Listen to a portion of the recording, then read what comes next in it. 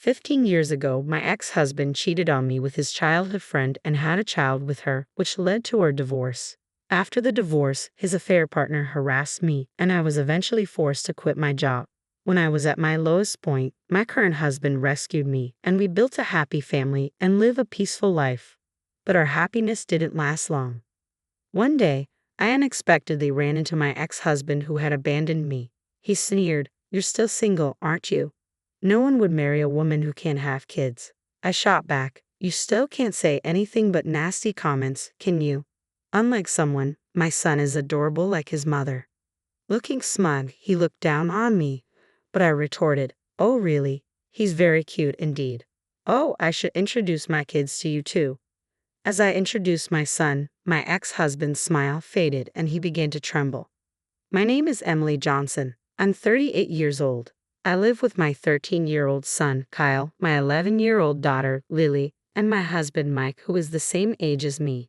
Kyle, a middle school freshman, is going through a rebellious phase and has been quite mouthy lately. When he doesn't listen, Mike steps in and sets him straight. Lily loves makeup and clothes and is quite the fashionista. Being the youngest, she's very good at getting her way. Kyle, who adores Lily, quickly panics and apologizes whenever she says, "If you're not nice to Mom, I'll start disliking you." He hurriedly says, Sorry, I'll get along with Mom, okay." He's honest and always livens up the atmosphere. Though noisy, we live happily. But I haven't forgotten my past. This is my second marriage. I divorced because of my ex-husband's betrayal. 15 years ago, I was in college in a senior-junior relationship with my ex-husband, John. We had a smooth relationship and many mutual friends. After getting married, we both wanted children and often talked about how nice it would be to have them, even dreaming about dressing them up in matching outfits. However, reality wasn't so kind. A year passed without us having a child. Each month when my period came, it strained our relationship, which neither of us liked. We had many discussions and even tried expensive fertility treatments, but when we were told there was nothing wrong, our relationship didn't improve. Initially, John was supportive and cooperative, but as time passed without a child, his attitude changed. He throws sarcastic comments like, "Ah, when will I ever become a father?" As if it was all my fault we didn't have kids. He stopped helping with household chores altogether, leaving me to do all the cooking, washing dishes, laundry, and cleaning. When I asked why he had suddenly stopped helping, he said, "Since you're infertile, if you don't at least do the housework, you're not fulfilling your role as a woman. What's the point of our marriage then?" His words became increasingly hurtful. He'd say things like, "My sister and her husband are already expecting their second child. Isn't that great? They're on their second, and we don't even have our first, right?" He'd glare at me with harsh eyes, mocking and despising me. "If you had a normal body, I would have been a father long ago." I argued, "How can you say I'm not normal when we don't even know the cause yet?" But John retorted, "Infertility is always the woman's fault. Don't you even know that? If I had known you were infertile, I would never have married you. Show some remorse." His words pierced my heart. I also started receiving calls from my in-laws saying, "We want to see our grandchild soon." At first, I brushed it off, saying, "It's only been a year. These things take time." But maybe that was a mistake because my mother-in-law's attitude became harsher. She'd say, "You're useless if you can't have children." My daughter had one right away. "You're the only defective one." I felt pressured every day. One day, my close friend Sarah invited me out for drinks. John had been saying he was busy with work and coming home late, so I thought a break would be good and accepted the invitation. Then Sarah revealed a shocking truth. "I've wanted to see you for a long time, Emily. There's something I need to tell you. I've missed you too. So what did you want to talk about?" "Emily, do you remember Jessica?" Jessica was John's childhood friend. They lived near each other as kids and their parents were close. Jessica and I went to the same university, and now she works at my company. She's the president's daughter and got her job through connections. Jessica and I weren't particularly close in college as we were in different clubs and departments, and we barely interacted at work. John once introduced me to her, saying, "She's my girlfriend, so be nice to her." But she glared at me, perhaps not wanting to lose her childhood friend. So, I thought she disliked me and kept my distance. That day, after parting ways with Sarah, I headed straight to a private investigator. The reason, of course, was to gather evidence of my husband's infidelity. It didn't take more than a week to gather evidence, but I wasn't ready to decide on divorce right away. No matter how terrible a husband he was the person I once vowed to spend my life with. I couldn't decide right away. A few days later, I returned home to find John, who usually came home late, sitting at the dining table. "Oh, you're home." "Yeah, I thought you'd be late today as usual." I tried to sound sarcastic on purpose. "Yeah, sorry about that. I need to talk to you." Having heard about the affair from Sarah, I had a bad feeling. I want a divorce. What? So that's how it is. I realized that John wasn't just fooling around with Jessica, he was serious about her. "Jessica's pregnant, so I'm going to marry her," he said. "Jessica, your childhood friend? You said she was just a friend, and now she's pregnant." "You were having an affair," I exclaimed. "Don't call it an affair. It makes me sound like a scumbag." "Can't be helped, right? Jessica can actually get pregnant, and she's beautiful. There's no reason for me to choose you over her." I was shocked by John's brazen attitude. He didn't think he was in the wrong at all. I was so stunned that I couldn't find the words to speak. Seeing me silent, John scoffed and said, "Even my mom kept nagging me to divorce you. She always liked Jessica more. She's beautiful, kind, and can have kids. My mom will be happy with this." In the end, my mother-in-law and husband had always preferred Jessica. I was so sad that tears started to flow. "Well, I've packed my things and I need to leave for the sake of the child that's about to be born," John said as he left the house. I didn't have the energy to stop him. Later, I was unilaterally sent divorce papers. There was a note attached, written by a woman. "Please divorce my husband quickly." The contradictory words made question marks pop up over my head. I want to retort, "You're the one who stole my husband." Seeing those words, I finally came to my senses. Why am I the one being blamed? I couldn't just silently go through with the divorce. With that thought, I took the evidence I had gathered from the private investigator and filed for divorce mediation. A few days after filing, I received a call from an unknown number. Wondering who it could be, I answered the phone to hear a woman's voice screaming, "What do you think you're doing? Why are you suing us?" It was Jessica, the affair partner. "Well, it's obvious, isn't it? I know all about your infidelity. It's only natural for me to ask for alimony." "Alimony? I have a baby in my belly. You're really going to demand money at a time when we'll need it most? Who's the real monster here? You sleep with a married man and have the nerve to say that to me. It's your fault for being infertile, you terrible woman." Her high-pitched screaming hurt my ears. "Anyway, I intend to settle this divorce, including alimony, in court. Let's discuss this further in the proper setting." With that, I hung up the phone. Later, thanks to the evidence I had, the mediation recognized John and Jessica's relationship as adultery. John, unhappy with this, tried to blame my infertility, but it was dismissed as unreasonable since no test results had confirmed me as the cause. Within just a year of marriage, I received $4,000 in alimony from John and $20,000 from Jessica, both paid in one lump sum. I didn't want a prolonged, messy payment schedule and a lingering connection to them. This is how our divorce was finalized. However, my suffering didn't end there. Since John, Jessica, and I all attended the same university, the affair scandal became a topic of gossip among many friends. According to a close friend, the rumor was that I had hidden my infertility and tricked John into marriage. Some people even sympathized with John and Jessica, which was awful. Jessica and I worked at the same company, and she spread unfounded rumors there too. Everyone sided with Jessica, who was a beauty and the boss's daughter.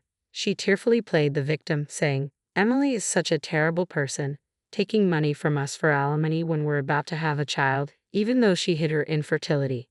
At first, I tried to ignore it, but being the boss's daughter, Jessica got preferential treatment. My boss would scold me, "Don't be mean to Jessica." And despite my hard work, I was progressively left out of major projects. Eventually, I was mentally cornered and chose to resign.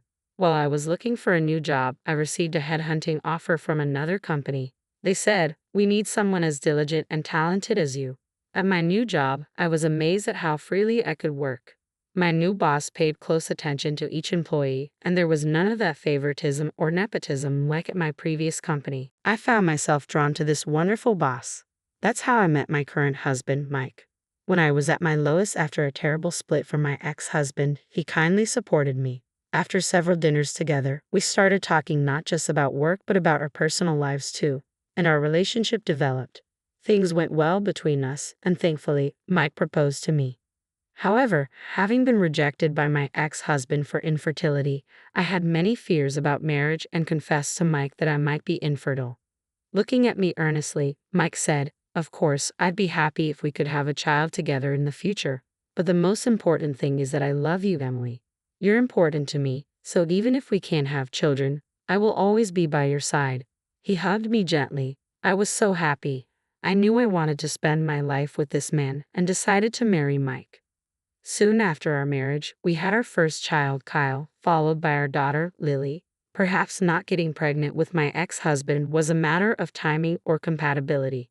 Raising children is hard, but we're living happily. Then one day, I attended a friend's wedding.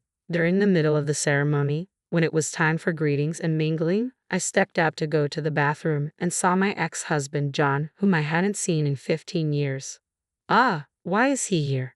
I panicked for a moment, my mind going blank, but then I remembered that today's bride and groom were friends from college. It made sense for John to be there. I tried to ignore him and walk past, but he called out loudly, "Hey," so he noticed me. "You've put on weight, haven't you? It's been so long since I've seen you." John, seemingly drunk, talked loudly and spat while speaking. "You haven't changed a bit," I added in my mind, still as unpleasant as ever. Then John called his family over. There was Jessica and their son. Seeing my face, Jessica smirked and said, "Oh, it's been a while. Have you gained weight? Is it stress eating? Must be tough. I bet you're still an infertile woman with no one to take you, right?"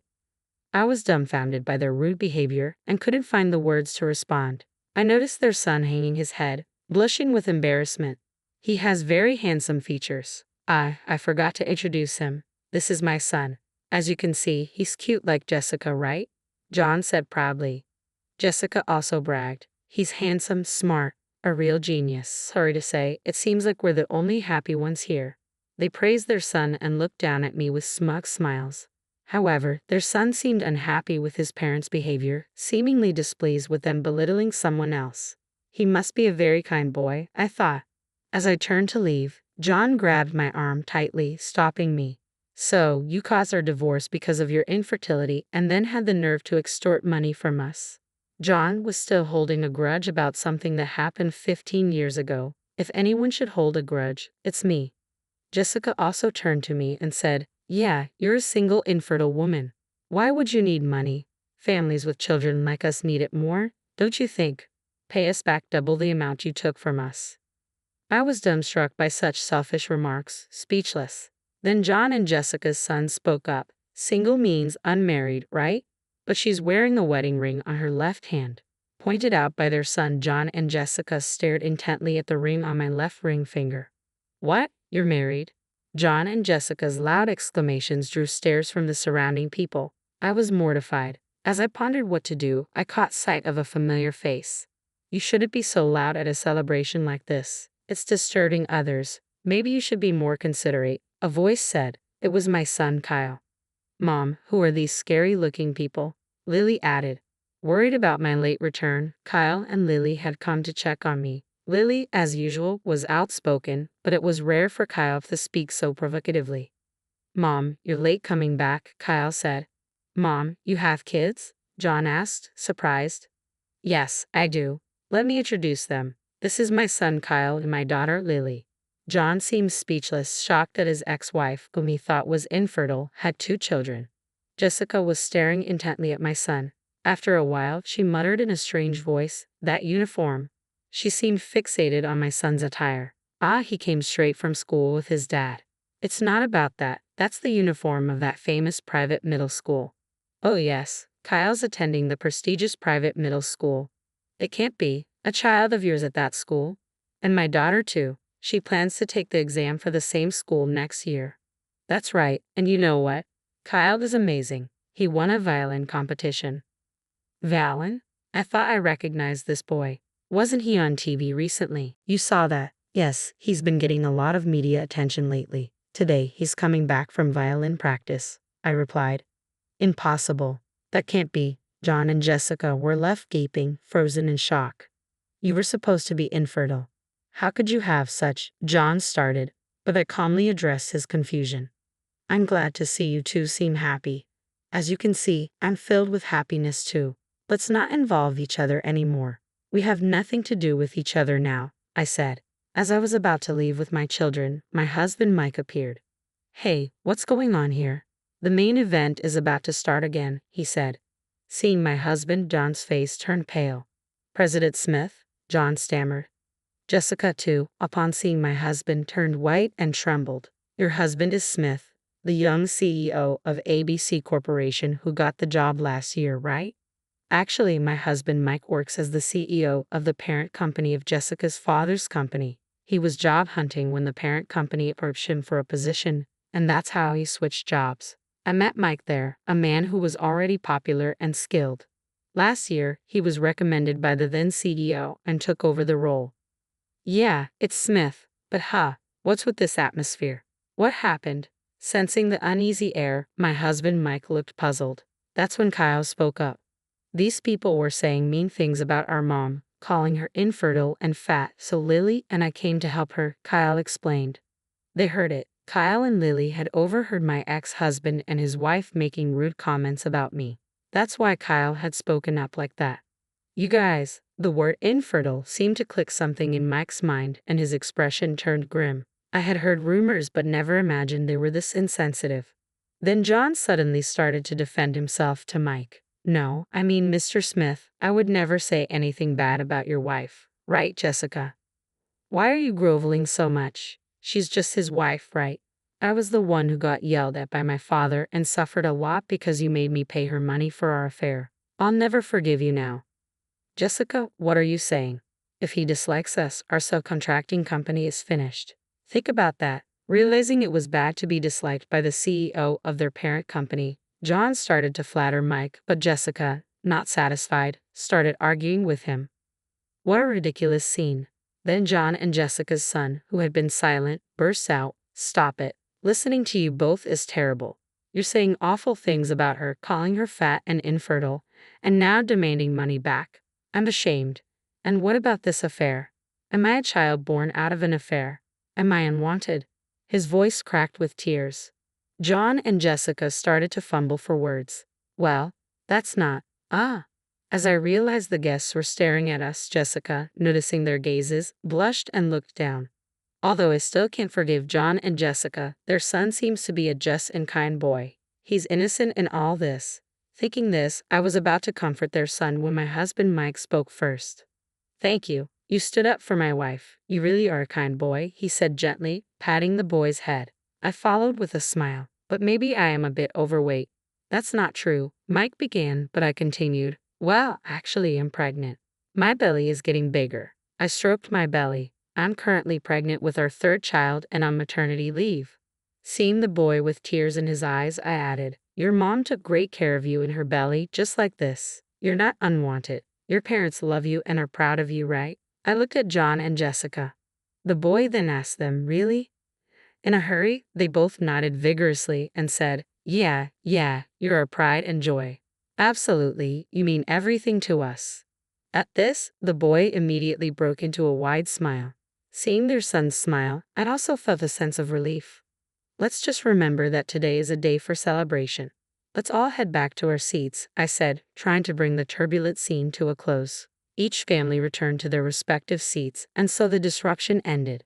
As the wedding concluded and we were heading to the station, Jessica and John approached us, holding hands with their son. Kyle and Lily, who had been protective of me, looked ready to intimidate the two who had insulted me. However, Mike calmed them down with a smile. We're sorry. We're really sorry. It's too late, but for everything before and for today, we're truly sorry. And thanks for earlier, for our son, John said. It was the first apology I had heard from them in over 15 years. Perhaps even people as terrible as them had changed a little after having a child. I laughed softly. Really, it's too late now. Well then. With just that, I turned and started walking away. Kyle offered to carry my bags, and Lily draped a jacket over my shoulders. Even as children, they were considerate of my pregnancy. All right, how about we make Dad's favorite hamburgers for dinner tonight? I suggested. Kyle and Lily's faces lit up. Yay, yay, they cheered. With a vow to protect the smiles of my beloved family, I moved away from the pains of the past.